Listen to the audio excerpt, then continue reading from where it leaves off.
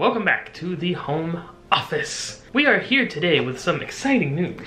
It's a really big news kind of day. We're here today to discuss the Healthy Sail Panel's recommendations for return to service of cruising. Hello, cruising. If you don't know what the Healthy Sail Panel is, it is a group by Royal Caribbean who is focusing on how we can get cruises back in the water and for all of us to go back on them and have a really, really great time, and how we can do that safely. So not just Royal Caribbean International, but Royal Caribbean Group in conjunction with Norwegian Cruise Line Holdings. They partnered together to get this all done, and other cruise lines are invited to join in on it. It hasn't been approved yet by the CDC, but it has been submitted and they let us know what they submitted. So at least right now we have an idea of what the cruise lines, Royal Caribbean and Norwegian specific, what their plan is right now for resuming travel. If you want to know all of the specifics as to what has been submitted, and again, it needs to be approved. It doesn't mean any of this is for sure.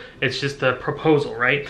But if you want to know all the specifics of it, we'll put a link in the video. You can check that out yourself because there's like 74 key points. Right. We're not going to go over all 74. We've taken what we thought might be the most, bit of interest to you, things you would like to hear the most, and the kind of talking points that we've heard battered around the most. And we're just going to go over that today, but you can feel free to check out the whole document yourself at your leisure. This plan, the submission that the Healthy Sail Panel came up with, is based on 5 core focus areas. And then within those 5 core focus areas are the several subset categories, and then those 74 points of interest. So the first core focus area, number 1, is testing, screening, and exposure reduction. A lot of it is going to be things that are going to be done prior to embarkation, but also some things to make sure that we're screening while still on board. Absolutely, and this is a pretty big one. Obviously, this is important, and I think this is kind of what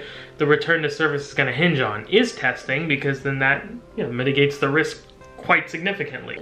We definitely highlighted the most in this area because it's a pretty meaty area. Unless you're a vegetarian, then it's a very grassy area. I'm gonna read off some of the key points under this core focus area, again, that we pulled from those 74 that were listed. So the first one is that all crew should be tested for the virus between 5 days and 24 hours prior to leaving their home location. So obviously crew is spread all across the world. They need to be tested there within 5 days, I think is the easier way to say it. Now, once they receive a negative result of that test, they will then need to quarantine for 7 days on board the ship upon arrival. So straight up, I mean, that's how rigid they're being with that, is that they get there, quarantine, 7 days, a week. And then after that 7 days, they will be tested again. Yeah. And if they get a negative test again, they're good to resume duties and begin work. Then they start work. Part of the ship, part of the crew. Now the next point is that all guests, hello, that's us. So that's you, that's me, that's all of us. Yo, buddy. All guests joining a ship, regardless of method of travel to the ship, should be tested for SARS-CoV-2. That's how I'm gonna call it, between 5 days and 24 hours. So same kind of time frame. Before boarding, receive a negative result that is shared with the cruise operator before coming on board. So that's a big thing, right? So between 5 days and 24 hours before you will step on board the ship or in the terminal, you must get a COVID test. You must take it upon yourself to get that test, bring the results with you to show your negative result. Yes, and I think we'll have more specifications to come on exactly what kind of test, because there are different ones. As an aside to that, there was a meeting with CLIA, Cruise Lines International Association, yesterday, and the CEOs of all the major cruise lines were there, I think it was virtual, but all represented and speaking, and they were talking about the testing, how important it is to the cruise industry. If rapid and reliable test becomes widely available, the cruise line should administer a second test at the pier or immediately before boarding, because that improves confidence that everyone is healthy on board. Right. If that is available, it seems like they will do that. They just don't know if those resources are going to be available. So we know the 5 days to 24 hour prior to boarding, that test is going to be required for the guests to complete and have documentation that they completed that for when they come to the terminal. Maybe a test being taken at the terminal, that might be something we have to do too. We just don't know if the resources are going to be available for that or not. If it is though, they definitely want to do that. That will be a huge thing for them. Now, past testing, once you're starting to embark, all guests and crew boarding the ship should undergo health screening to identify any symptoms consistent with COVID-19 or other infectious diseases. Get screened to make sure that you're not displaying any symptoms. Obviously, testing is the better way to go about it, but if we can do a simple temperature scan or something like that. Right, and just to be clear, the temperature read that they're going with of being a point of concern is 100.4. That's what we're seeing in the theme parks, and it seems like that's what they're going to be going with the cruise line as well. If you were flagged with a temperature above that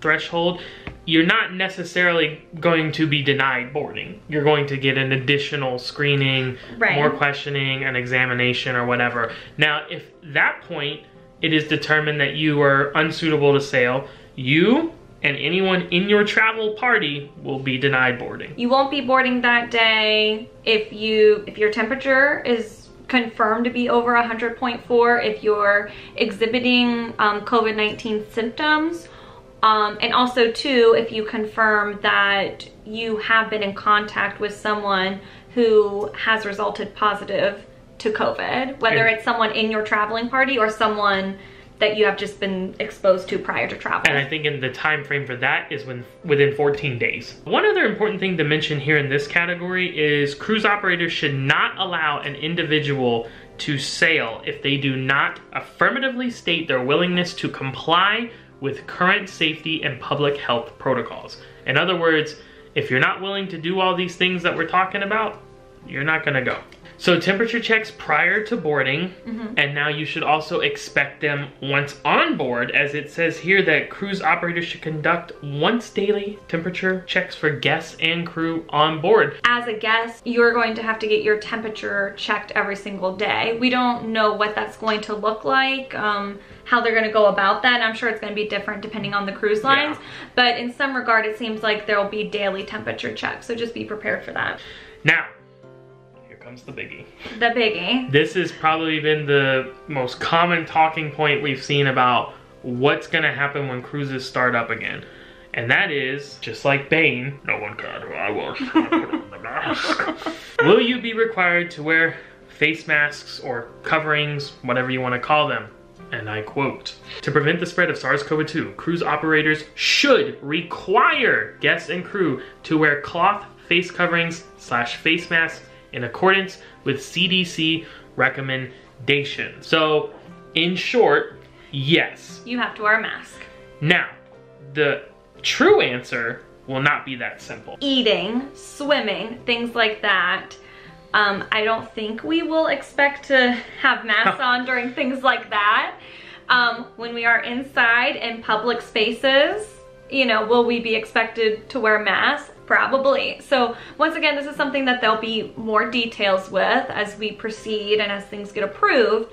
But in short, masks will be expected and required in some capacity. So there are still a couple other points in this first core focus area, which would include that the cruise operators should adjust guest and crew load factors in a manner that allows for appropriate physical distancing on board, taking into consideration the size and design of each ship. So this is something we've heard discussed. In short, reduced capacity on cruise ships, and that's going to be different based on how big that particular cruise ship is. So we're talking less guests on board and also less crew on board, which makes sense. If there's less guests, you don't need as much crew. Now, obviously in conjunction with that, not just these ships themselves, but any facilities that will be used for the cruising process, such as the terminal where you do check-in, security screenings and all that, that needs to promote lower load capacity, physical distancing. And now with Royal Caribbean specifically, we've already kind of seen this taking place as we just did online check-in, well,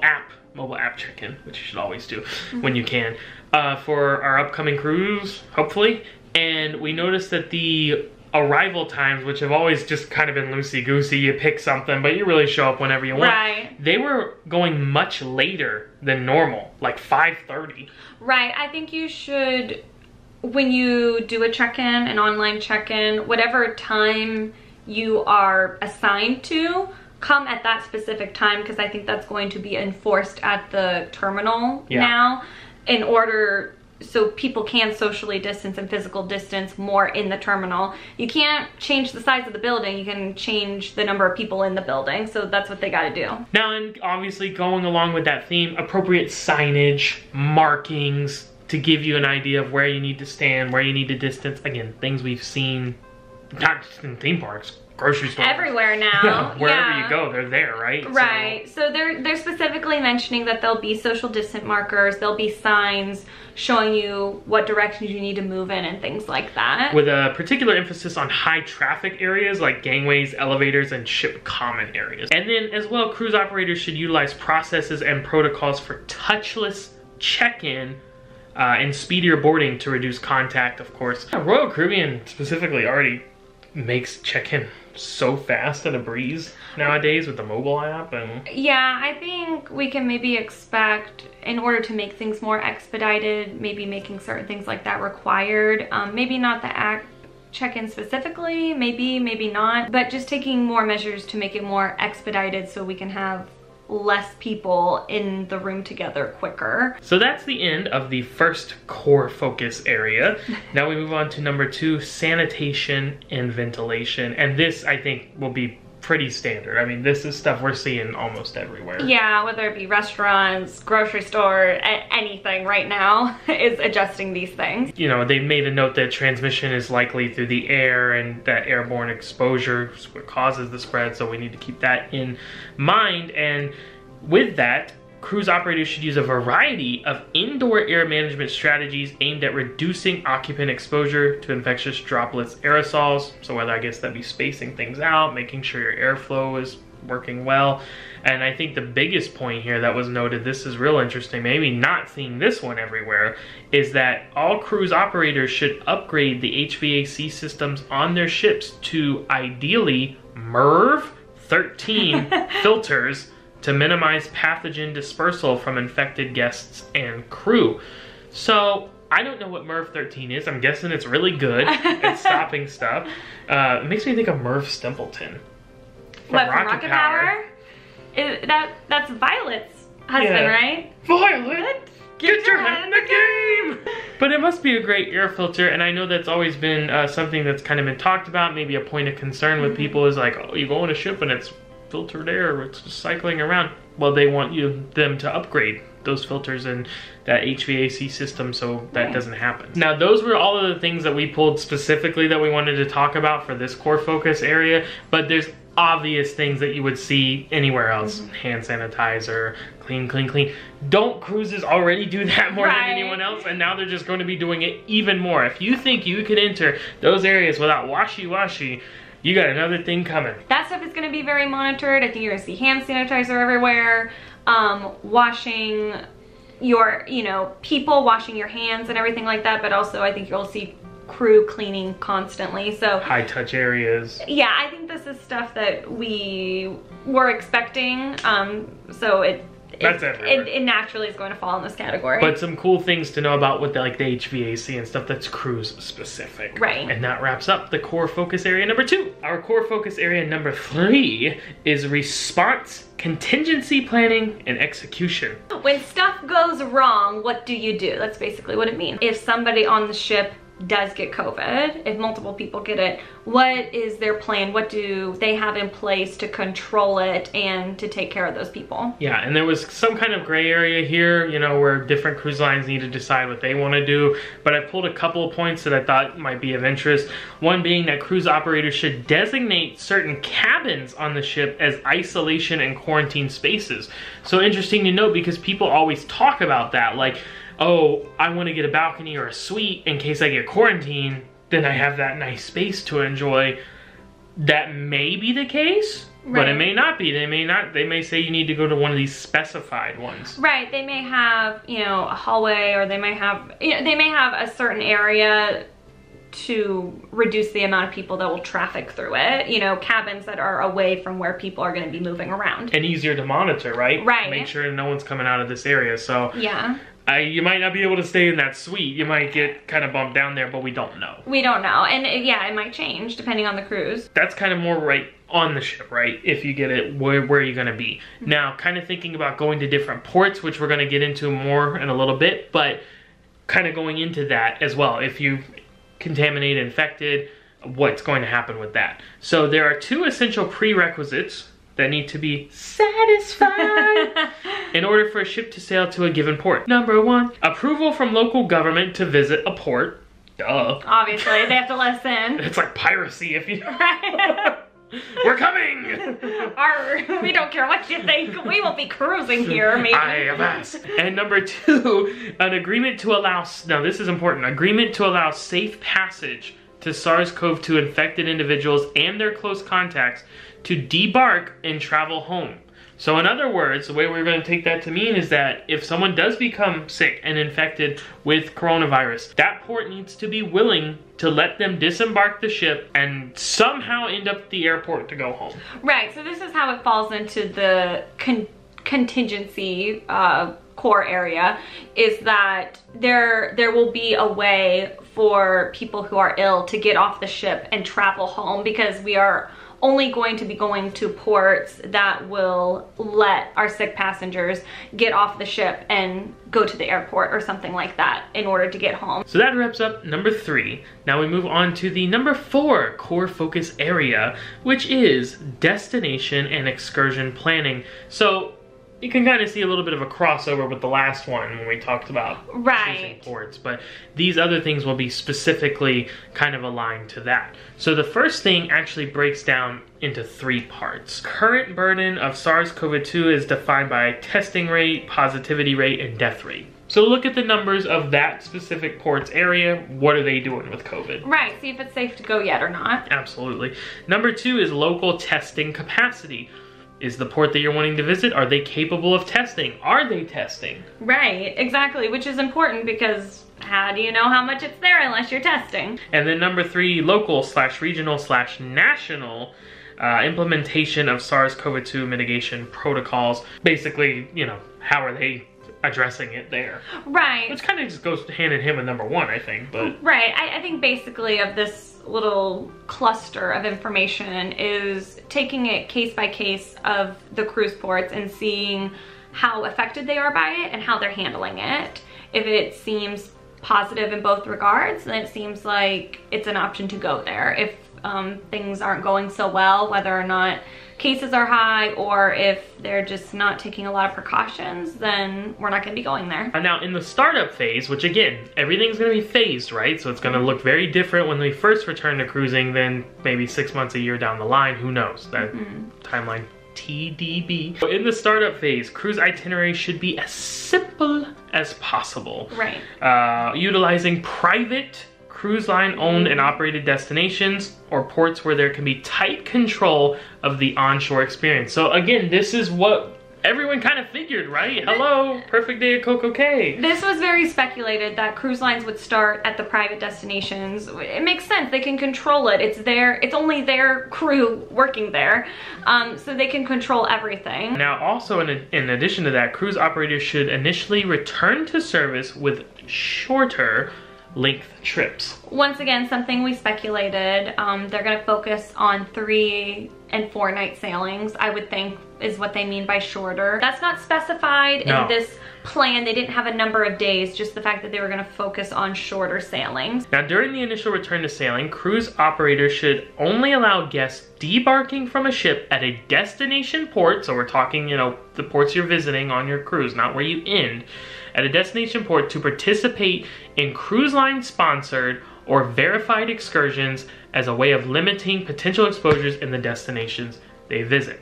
Now this is something we've seen implemented in Europe, and the sea started doing this first, to where you could not just get off the ship at port and wander about at your leisure. You had to be on a cruise offered excursion. Right, and I think this is more specifically for not a private destination, right, but a foreign port like Nassau, something like that. And another point with that is that cruise operators should offer indoor excursions, which I think most excursions are outdoor, at least, or at least heavily focused on outdoor, but certainly there's wine tastings, there's rum tastings, there's food-based things, you know, exploring ruins, that kind of sort of thing.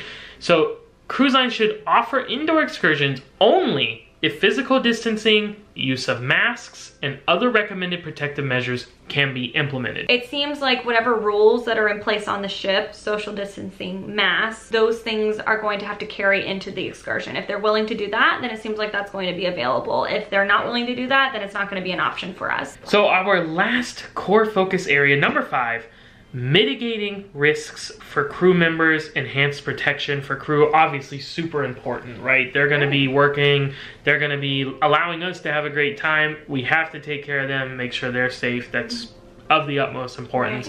And the cruise lines believe that as well, which is they should, and that's good to hear. Nothing really specific that was overly, I thought, interesting that I would point out here. There was just talks of, you know, having those daily screenings, doing the testing for them. They did mention having single occupancy cabins whenever possible. Right. I don't know how possible that is for the cruise lines. They may just say it's not, but it might be more so since there should be less crew on board. But once again, how realistic it is, not quite sure. Implementing strategies though to kind of monitor and survey, like, if there is a spread, if there is contamination, who's coming into contact with each other, that sort of thing. So again, nothing really overly specific that I thought stood out from that area, but that was the number 5 core focus area. And then it's just kind of an overall summarizing point that they had listed here is that in their return to sailing, cruise operators should use a phased approach to demonstrate that protocols can be successfully implemented on board their ships before returning to full operations with guests on board. Again, I think that's pretty obvious, right? You need to do this, go with a smaller amount, reduce capacity, have all these things in place. Then once we're looking better, and once we're looking better, and once we're looking better, you can start coming back, walking back off of some of those things. I mean, this is going to be a process and a journey for all of us cruisers. You know, we're going to be starting with this, all these main points that we talked about, and then we'll gradually be able to wean off of them. But I would say the main things that we need to take away from this, I think the biggest points is, 1, testing will be required, temperature checks will be required, masks will be required. There will be certain requirements in terms of disembarkation, such as excursions, and there will be limited itineraries right now, such as ones that focus on private destinations and shorter itineraries. These are all concessions and they're all accommodations, but I'm just pumped that it's going to happen soon. We don't know when yet. We don't have a date yet. I promise you, when we do know the date, you will be able to hear us from wherever you are, because we will be screaming and hollering for joy. Shout to the rooftop! Oh, do I hear that? Oh, we must be sailing again. I hear the Hoffmans. Doth my ears deceive me? It seems like it's coming soon, and the fact that there's an action plan in place, it is submitted, we are just waiting for approval. Let's just all keep our fingers crossed that it happens. I feel like they have a good plan. It seems like it's very sought out. And if you ask the cruise lines right now, they say that we're ready. We are ready to go. We are ready to sail. And I know some people would probably say, well, like, of course they say that. They want to start off. No, Royal Caribbean specifically has been saying, no, we're not ready. Right. We want to be ready. We're working to get ready. And when we feel safe and that we are ready, we'll say, well, guess what? They said. As much as they want to be back in the water, they more so want to be successfully out in the water. It is not in their interest to get back out on the water and it go bad. No. And then have to reel back in. You know, they want this to go well and they want everyone to be safe. And I think they've really put a lot of thought into this, and I'm happy that it's submitted, and I'm really excited to see what happens. We're still not quite there yet, but we are getting closer and closer and closer, which is fantastic. So there's lots of good things to look forward to. I think we're going to continue to know more and more in the weeks to come. So stay tuned. Hopefully we'll have something new for you very, very soon, and hopefully it's very, very good news. In the meantime though, if you want to go ahead and get a jump on booking that next cruise vacation when they inevitably start sailing again, whenever that may be, of course we are travel agents, as the shirt says. We'd love to help make that happen for you, and our services are always complimentary. They're free, so come and get them. Please feel free to reach out via that travel agent information. You'll always find it, you know where, at the end of the video. So we hope you guys have found this video informative and helpful. Again, if you want to see all of the itemized things that you can find in that plan, we do have the link in the description of the video. You can go and check that out for yourself. We hope you guys are staying safe, staying healthy, having fun as much as you can. Get ready though, cruising will be back soon, at least it sounds like. We're gonna believe that it is. Stay happy. Stay happy. So until next time, we'll sign off as we always do. Happy travels. We're gonna be right here. Mwah, mwah.